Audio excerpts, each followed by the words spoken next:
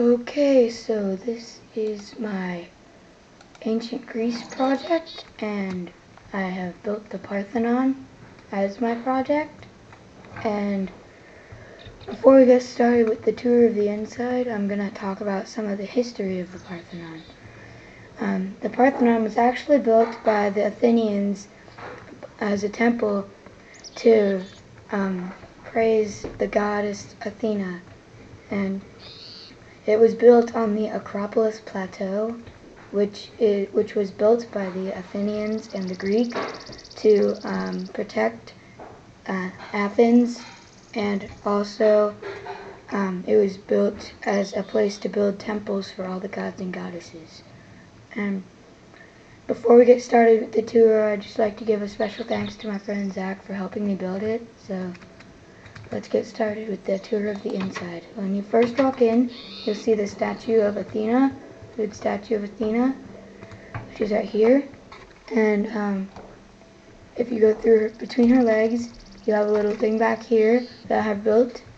It's not an accurate replica of the Parthenon, but I have built it for extra credit purposes and just to let you know about some of the other gods. So if we go down, all the way down the hall, you'll see the room of Zeus, the chief god, and also the god of lightning. So you go in here, you see the big statue of Zeus. He's got a little crown on, and in his left hand he has his bigger lightning, and in his right hand he has a little smaller lightning. So, and he's standing on a little makeshift cloud that I built. So, and then if you go outside of Zeus's room, you turn right, you see Poseidon, the god of water and ocean, and you go in his room and you see his trident. His trident is his little symbol that he carries around with him, and he uses it to help him rule over the sea. And so yeah, that's Poseidon's trident, and there's Poseidon, his statues right there. And so then you go out there and you go across the hall, you see Hades, the god of the dead and the underworld. And in here, you'll see that I have built him in a little pool of lava, because lava or fire is often associated with the underworld or the dead, and so that's why I have built it like that. And so, moving on to the next room is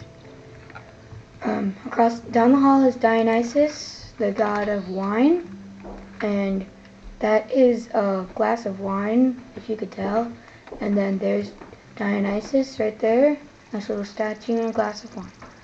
And then if you go out, you go across the hall, you see Demeter, the god of agriculture and farming, and there's the statue of Demeter, and I, in honor of her and her as a little thank you for inventing farming and some of the tools that we still use today to farm, I actually built her with a little farm. So yeah, that's Demeter. And then so after Demeter, you go out and you go down the hall again, down to Ares, who is the god of war. And if you go in here, you see Ares. Ares actually loves to cause trouble, has always been a troublemaker, always got in trouble for things when he was younger, when he was a younger god. And so that is why he decided to make him the god of war. And in here he has some weapons, and sometimes he'll just give them to the mortals just to start up a war or something. And then he's got like swords and different assortments of bows and crossbows. And then below that he has some armor, and he could use that to stir up a little war for the mortals too. And so yeah, that was Ares, the god of war. And then if you go out and you go across the hall, you see Aphrodite, the goddess of love and beauty. You go in there and you see that I have built a little heart to stand for love, because Aphrodite is the god of love. And so that's Aphrodite right there. And so yeah, there's Aphrodite, the goddess of love and beauty. Then you go out, you go down the hall to Apollo, the god of music, and yeah, there's Apollo, he's sitting right there. And then in honor of Apollo, I was just gonna play a little bit of music.